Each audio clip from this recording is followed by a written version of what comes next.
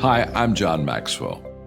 When the top companies in the world are looking for trainers, speakers, and coaches, there's one name that stands above the rest, and that's Maxwell Leadership.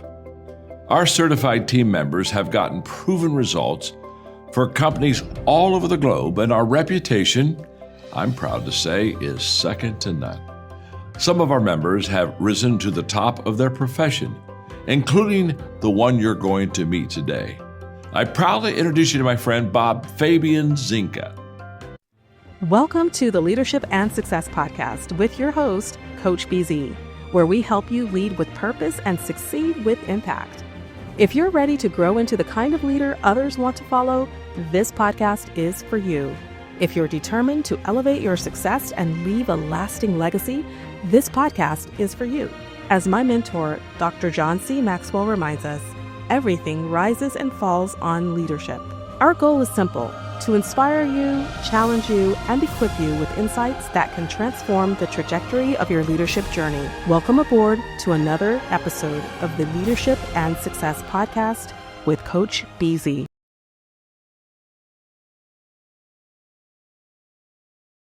You often say things like small changes can lead to big differences. Mm-hmm. Can you unpack that for our audience? Sure. One simple example of this, the word because. There was a study that was done where people would walk into a photocopy shop. So this goes back in the day when not everybody had copiers. You had to go somewhere to get copies. And they did some research and they looked at 3 different variations. Somebody would walk up, I think they'd have like 5 pages. They'd go to the person in the front of the line and they would say, "Excuse me, may I go ahead of you? I have 5 copies to make." So they made just a straight up ask, "Could I get in front of you?" And believe it or not, 60% of the people said, "Sure, go ahead." Wow.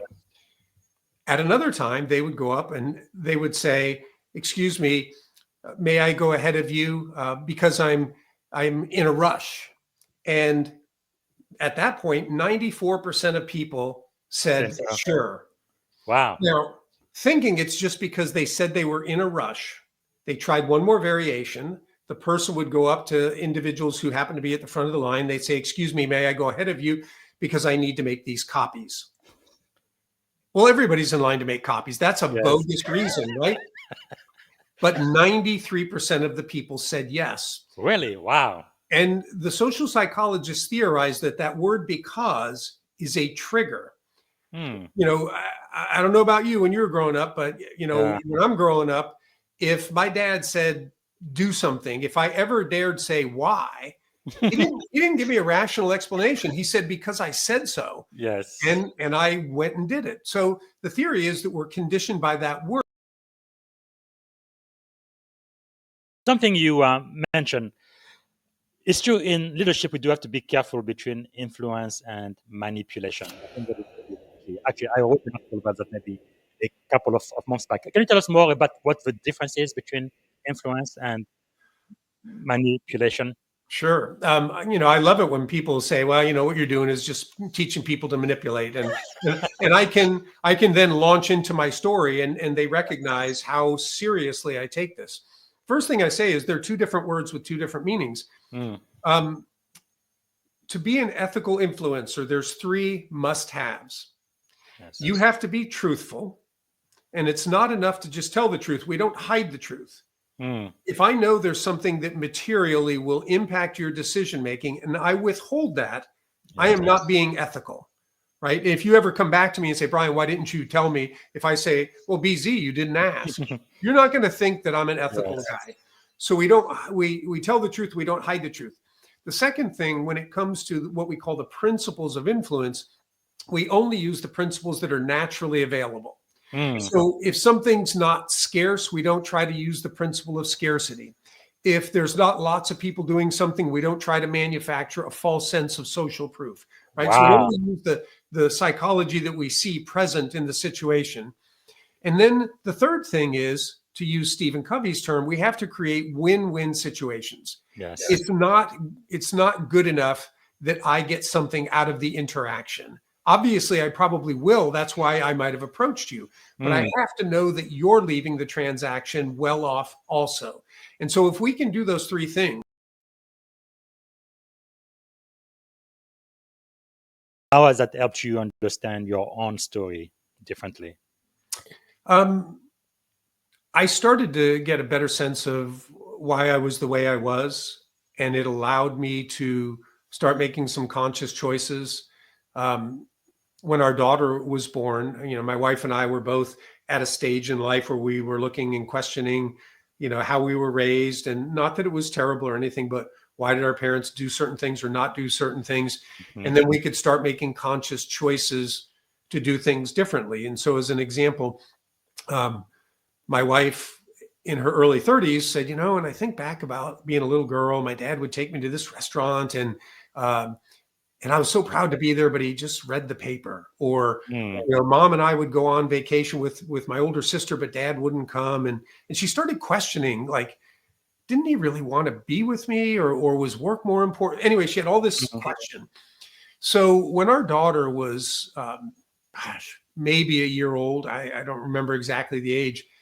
I remember my wife said, "Hey, we're going to go to the park. You want to go?" And I said, "No, I'm kind of tired." And I'm standing at the kitchen window. I'm looking out. And I just thought, I don't want Abigail to grow up and say, "Why didn't Dad go to the park?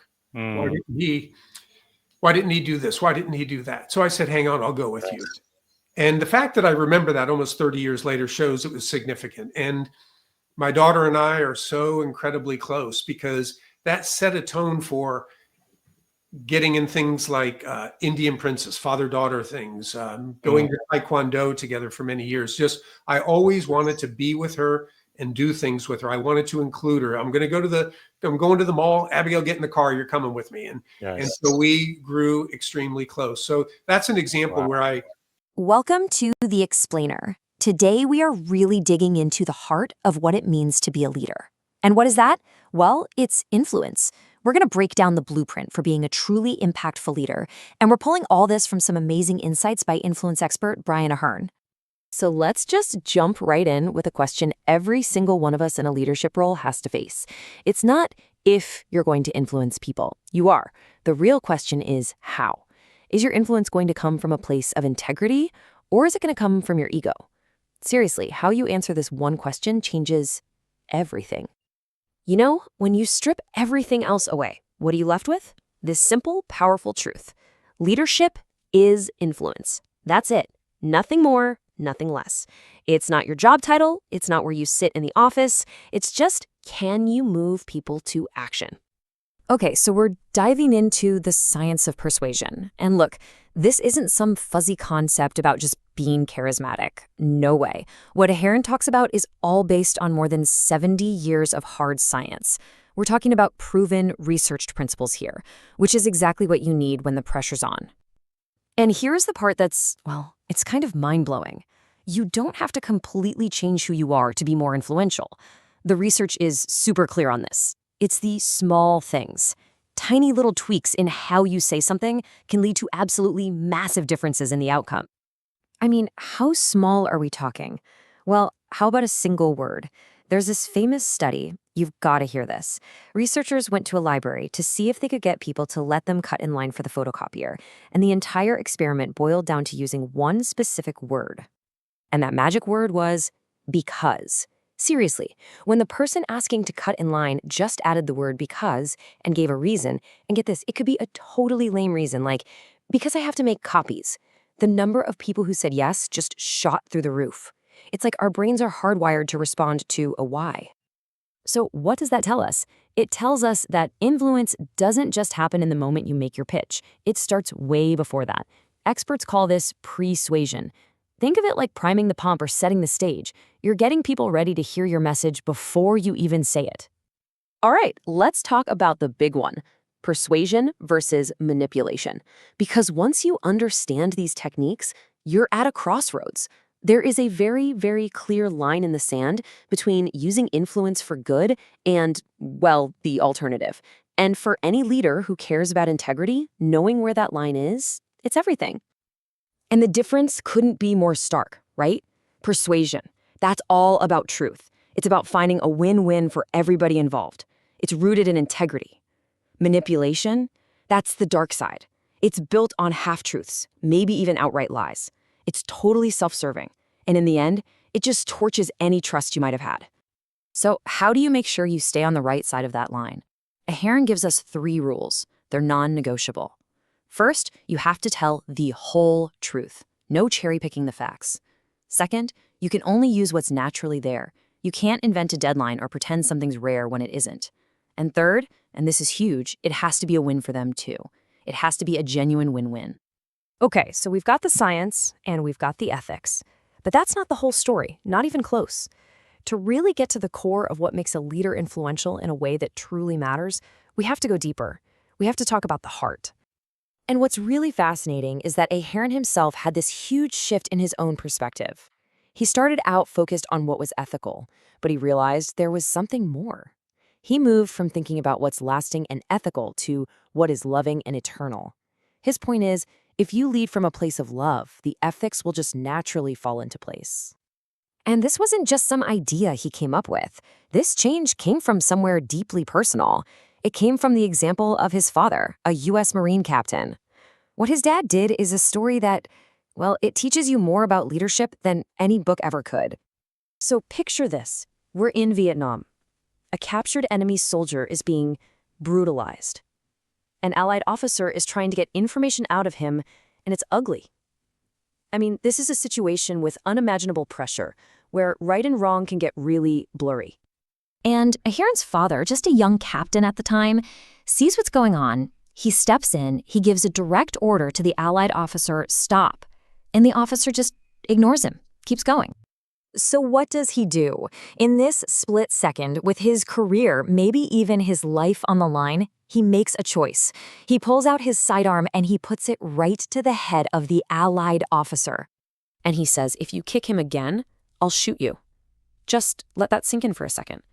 He put everything on the line, not for some tactical advantage, but for the basic human dignity of an enemy soldier. That is what it means to lead from the heart. Wow. So how do we take a story like that and everything else we've talked about and actually put it into action? How do we make this real in our own lives, in our own leadership? Okay, here's your blueprint. Let's boil it all down. First, remember that influence starts before you even open your mouth. Preparation is key. Second, you have to be ethical. No shortcuts, no manipulation, ever. It just destroys trust. Third, lead with love, not just rules. Think about Captain Ahearn.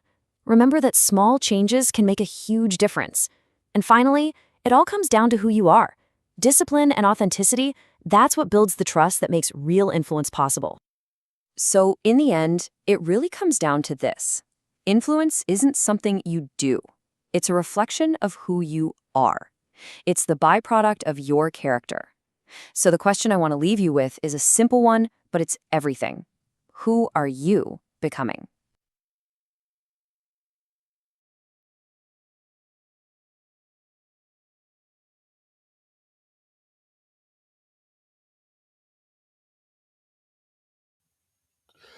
All right, everyone. So this was the first 5-minute AI recap from the hour-long conversation I had with Brian.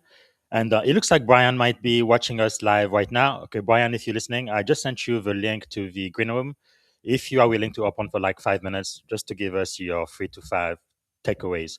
So the way I do this, if you go back and you guys listen to season 4, and then you go to episode 113, what you would see there is the full hour-long conversation I had with Brian. So this one here is a 10-minute AI recap. So I use artificial intelligence to kind of give you in 10 minutes the essence of a discussion we had. So I just played you the first 5 minutes, and I have another AI clip for the next 5-minute recap with my AI agent. So what I will do, I'm going to play the next 5 minutes, and then I'm going to play 2 short clip again of the original conversation I had with Brian. And then I'm going to end with a moment of gratitude.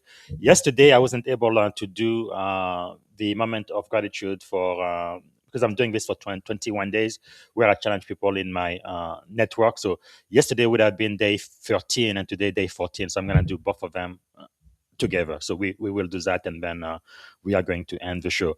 Basically, this is one for the next 21 days starting Thanksgiving of this year. And I started this practice about four years ago. I am grateful for one thing every single day on LinkedIn, and then I challenge a member of my LinkedIn network to accept the challenge, meaning they're going to be grateful every day on LinkedIn for one thing for the next 21 days, and each day challenge a member of their network to do the same. Okay, so now let's go to the second half of the 5-minute AI recap. And if Brian accepts or is able to log into the green room, we're going to have a quick conversation with Brian about the main takeaway of the hour-long conversation we had a couple of weeks ago. Okay, here's the next 5-minute AI recap. Welcome to the podcast. Today we're delving into leadership when influence meets faith and integrity. It's really all about how leaders shape their impact from within and from above. Right. It's fascinating how leadership isn't just about authority, but, genuine influence stemming from gratitude, honesty, and even small shifts in our communication. Exactly. For instance, starting with gratitude and presence, leaders grounding themselves with appreciation, like being thankful for personal joys and even family moments, really sets the environment. It's almost like gratitude builds that emotional intelligence that holds everything together. Absolutely. And turning to the idea that influence is scientific, it's compelling how they explain that ethical influence isn't just hunches. It's, based firmly on decades of research into what drives people to say yes and take action. Yeah, and that science, the use of data and well-established psychological principles really separates ethical persuasion from mere manipulation. And, they stress that manipulation destroys trust, which is like the currency of leadership. Definitely true. But I've got to ask, don't you sometimes wonder if relying so heavily on science might risk making leadership too formulaic? I mean, isn't there a danger that leaders might lose that human touch? That's a fair challenge. Right. But I think what makes it work is that the principles are grounded in timeless values like honesty and service. It's not just about checklists, it's about creating win-win outcomes where everyone benefits. And it's like even a single word, like because, can transform how a message lands. Yeah, I found that example super striking. It's almost funny how such a tiny addition can boost compliance like that. It really underscores the subtle art of influence. Absolutely.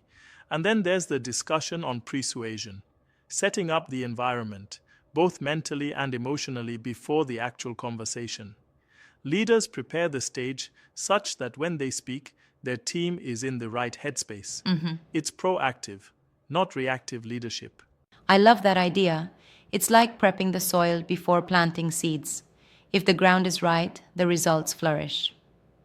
And what about the personal stories? There's that moving memory of a U.S. Marine father who demonstrated moral courage, protecting dignity even in dire circumstances. Yeah, that story really hit home. It exemplifies that leadership, even in the harshest conditions, must be anchored by integrity, moral courage, and above all, genuine care for others, even for someone who isn't an ally at first glance. Yep, that story and even his shift from powerful everyday opportunities to persuade to loving and eternal really shows how faith and love elevate ethical influence. It's more than just tactics, it's about heart. Exactly. And it's intriguing to see how his faith integrates with his methods. When you lead with love for God and neighbor, the ethical boundaries become self-evident. Leaders naturally lean toward doing what's best for everyone, not just themselves. Right. While discussing these principles for military or tech environments, it seems there's common ground. Whether you're leading a cyber team or a brigade, the same values apply: truth, mutual gain, and authenticity. True, and the insistence on authenticity is crucial, especially in today's world where AI and polished messaging risk diluting the real human connection. Leaders need to own their voice, be transparent about everything, and reveal when technology has lent a hand. Yeah, that stands out. Without authenticity, trust simply evaporates. And trust, as we know, fuels influence. It's like the glue binding ethical leadership together. Exactly. And then there's that powerful point about discipline. It's not just about following a set of rules, it's about developing habits that shape who you are as a leader. When you talk about discipline, you're really talking about destiny, how these small, consistent actions lead to big impact over time. Yep, that's a neat analogy, discipline as destiny. It calls to mind how even failure or near collapse can serve as a transformative lesson. I mean, his experiences with personal crises also show that vulnerability, when embraced with discipline and faith, leads to healing and growth. Right, it's like when you nearly lose something pivotal and you surrender to the process, you open up pathways to deeper change. And that vulnerability is not weakness, it's responsible leadership. And then, of course, the ultimate takeaway leadership is influence. It's not about the title or position, but about how you serve, love, and inspire those around you. That message really resonates in every sector, whether military, tech, or any other field. Absolutely. So, leading with purpose isn't just a strategy, it's a mindset anchored in faith, gratitude, and ethical influence. It's about showing up authentically, preparing the ground before you speak, and always aiming for a win-win. Yeah, It's a model that can truly change the world at every level. well said. And as we wrap up, it reminds us that every small action, every word, and every moment of honesty fuels a larger legacy. Thanks for this engaging chat. It's given me lots to reflect on. Thanks to you too. Remember, the journey of leadership starts with integrity and a heart full of love. Until next time, keep influencing from above and leading with purpose.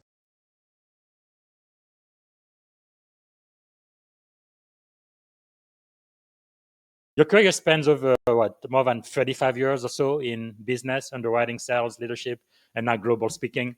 Yep. What are some pivotal moments that shaped your path? The first pivotal moment would be in college. I had already accepted a job in the retail sector, but I got a letter from the Travelers Insurance Company the last week of school, and I thought, well, I owe it to them, or I owe it to the girl I've been dating. She lived in Columbus. I owe it to her to go to the interview and see what it's like. Well, I get offered the job, and even though it wasn't as much money, I thought, I'll be in town where she is. I will be around friends and family, and so I decided to take the job. The irony of it was I met my wife the first day of work. And so I wasn't, after 2 weeks, wasn't going out with the other girl. But the other pivotal thing was insurance turned out to be a great, great career. And I never would have thought of insurance as being a career. So that was the first pivotal moment. Wow. I think the second pivotal moment was that decision to send the email to Stanford to address this moral situation. And I told Cialdini about a year and a half ago, I spoke at a conference to celebrate his 40th anniversary of his book, Influence. And I started to get really emotional because here he was in the front row.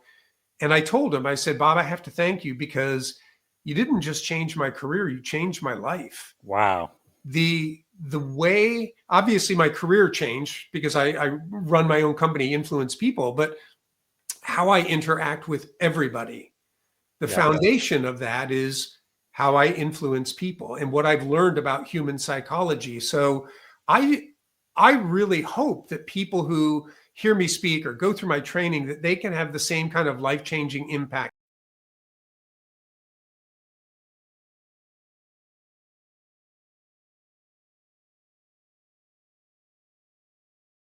Everyone, thank you so much for watching. So that's it for the 10-minute AI recap with Brian Ahearn.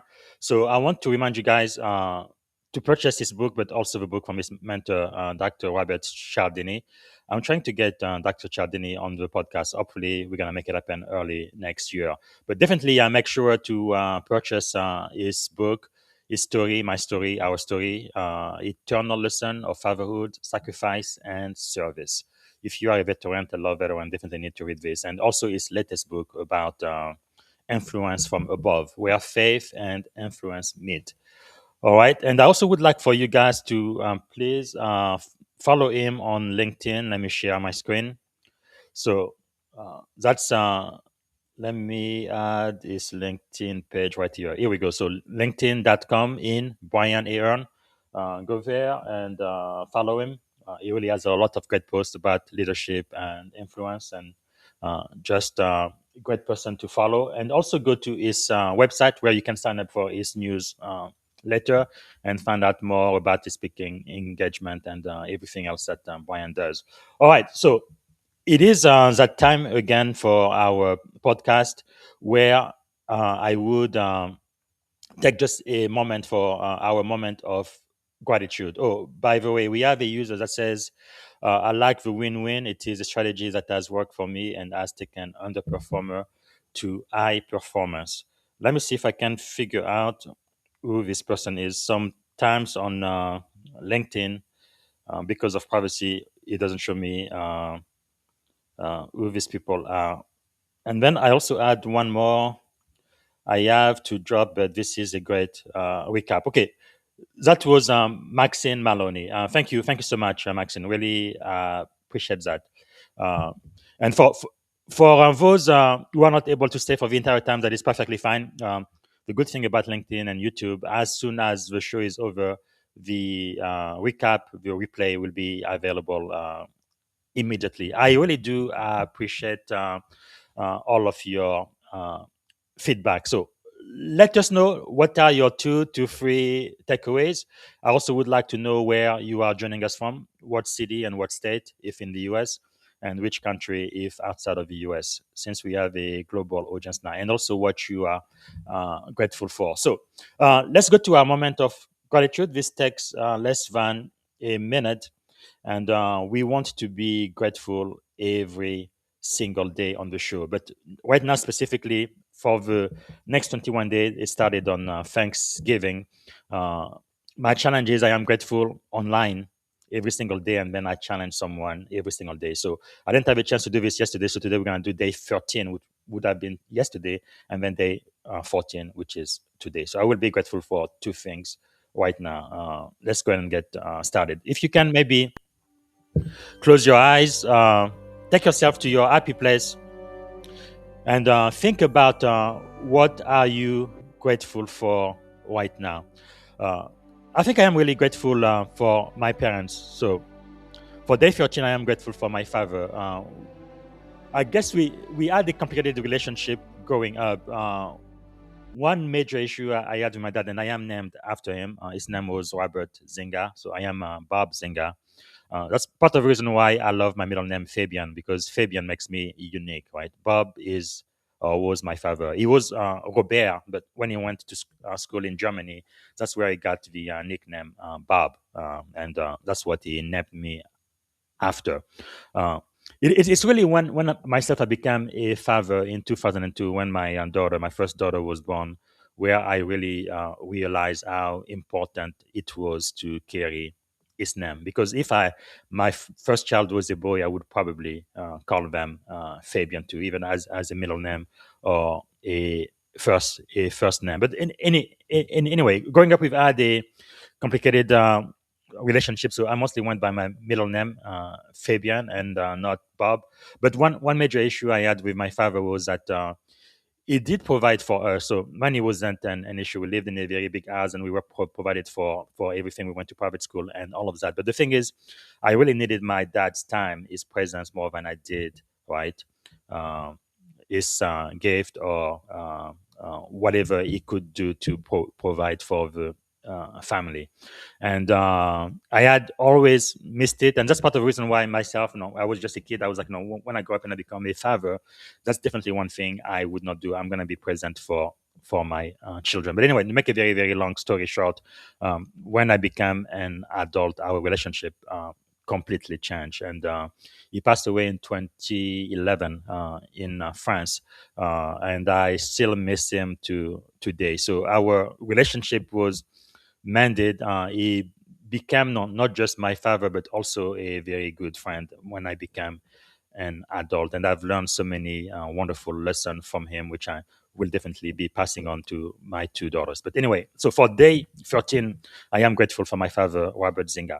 Now, for today, day 14, I am grateful for my mother. I think there is probably no person that personified the love of God to me better than my mom, the unconditional love that she had for me. It's just incredible. I have never seen a human being love another human being so much. I believe I was her favorite child. I think most of my siblings would agree, but she's just gone above and beyond and done things that she really didn't have to care for me, to ensure that my future would be better than her past, and I am very, very grateful for that. Again, she passed away during COVID, but uh, I forever miss her. When she passed away, she deeply, deeply affected me. So I think there is still a small hole in my heart, and I don't think anything will ever be able to fill it. But I think that when she passed away for about 60 days, I really couldn't even get out of bed. It really deeply, deeply affected me. I missed her so much, but the great thing is I really remember all of the great time we've had growing up, how she cared for me, how she really protected me and loved me, and really did everything she possibly could as a human being to ensure that I would do well in life. So I am forever grateful to my mother. So today I am grateful for my dad, Robert Zinga, and Pauline Kutakani, my mom. All right, so now let's get to the part where I am going to go ahead and randomly select two people today. One for day 13 and the other one for day 14, who I'm going to challenge. I want them to accept the 21-day grateful challenge. Let me see if I can share the screen.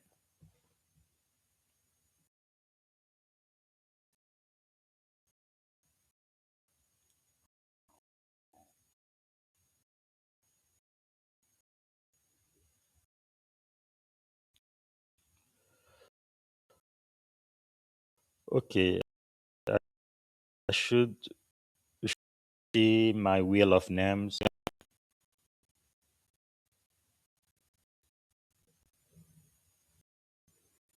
Let's give it one more minute.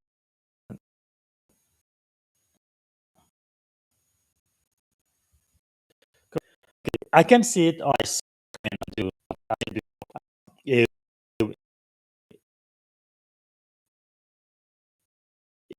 a wheel of names of all of all I am connected to on, and I'm gonna click on it and get uh,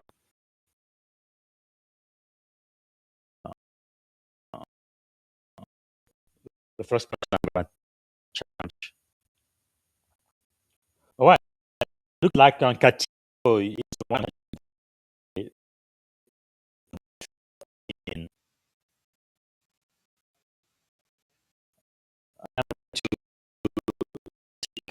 uh, pay.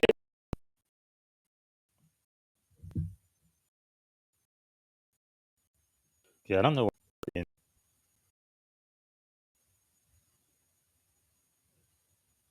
Katia Caro, so she's an award-winning gender economist, New York Times, MSNBC, CNN, and on and on and on. So she lives in Denver, and we've been connected for a while now. So Katika is a professional speaker with the Harry Walker Agency. She's also a professional speaker with the American Program Bureau, and she's the CEO of Pipeline Equity. All right, Katika, if you see this, this is my challenge for you for day 13 of the 21 Grateful Challenge. if you accept the challenge every day, starting today for the next 21 days, you are going to be grateful for at least one thing every day on LinkedIn, and then select a member of your 21 plus thousand network and challenge them to do the same.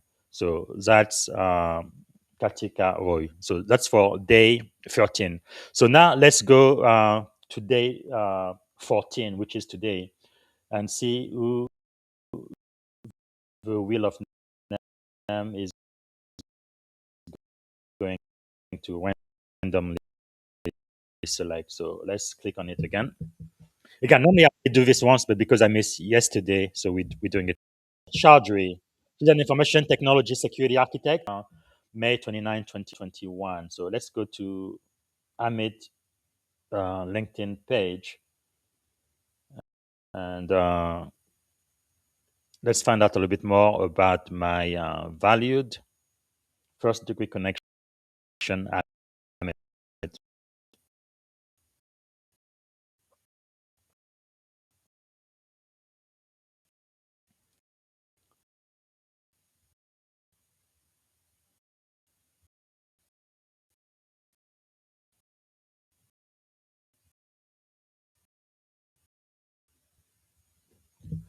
So according to LinkedIn, your altitude, I think great. It is critical for success, and having an attitude of important than that. It's really a master key to success. Okay, according to LinkedIn, Amish Chaudhry lives in Arlington, Virginia. He's an IT security architect, ServiceNow and Splunk expert, problem solver, SecOps specialist, risk management, IT audit and compliance, on and on and on. And so he's the information technology security architect for WIPO, and he has about 21,000 people following him. So, Amit, I am challenging you today to accept the 21-day challenge on my 14th day of this challenge. And if you accept the challenge, that means starting today, you are going to create a post on LinkedIn every day for the next 21 days and tell our LinkedIn platform what you are grateful for that day. And each day, select a member of your 21,000 network to accept the challenge. I hope both Amit and Katika both accept the challenge. That is my hope for today. So what I will do now, I'm going to play one more clip from the hour-long conversation I had with Brian Ahearn. And again, go back and watch the entire episode, season 4, episode 113. And this is it for today. Thank you so much for watching.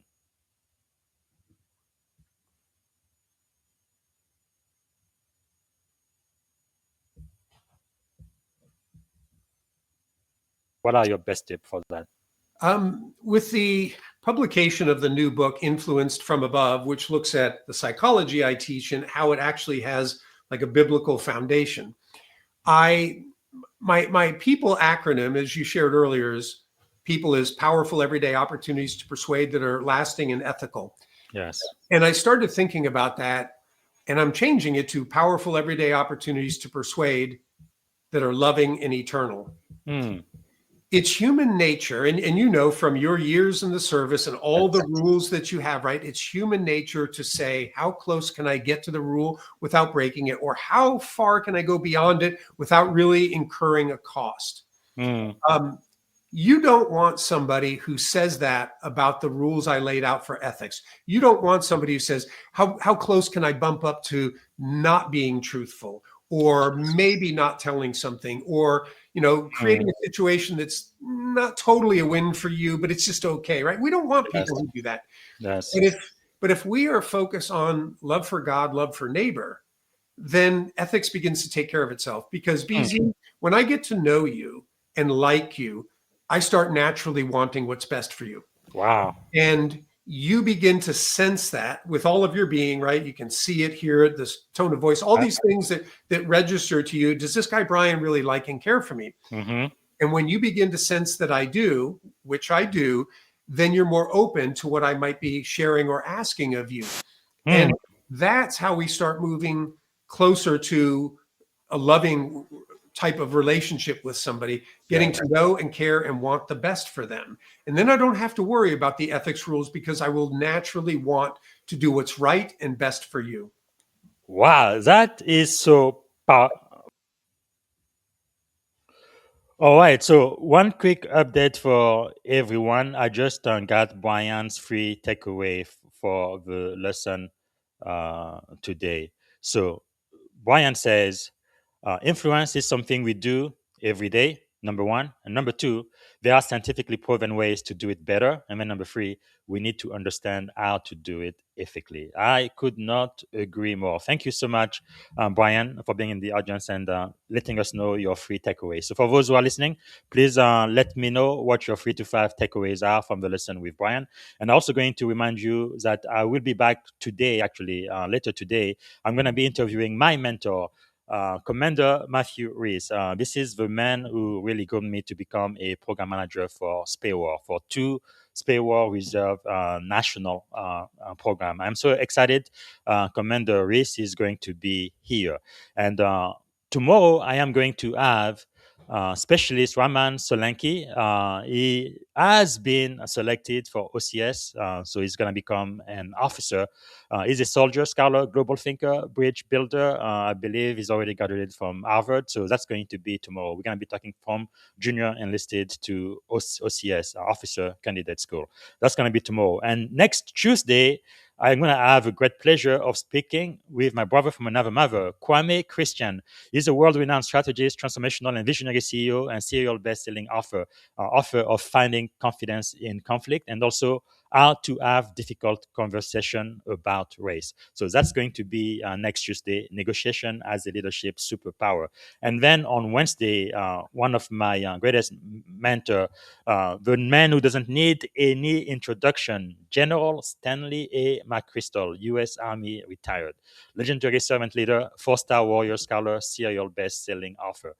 This is the man who really made a significant change in our fight in Afghanistan, and we were able to kill the top 2 3 Al-Qaeda leaders under his leadership. So I am really, really, really glad he's going to be here in person on the Leadership and Success podcast. That's going to be next Wednesday. And talking about legends, I also want you to go back and please watch the episode I had with Janet Foudy, and that would be let me get it here. So that would be season 4, episode 122.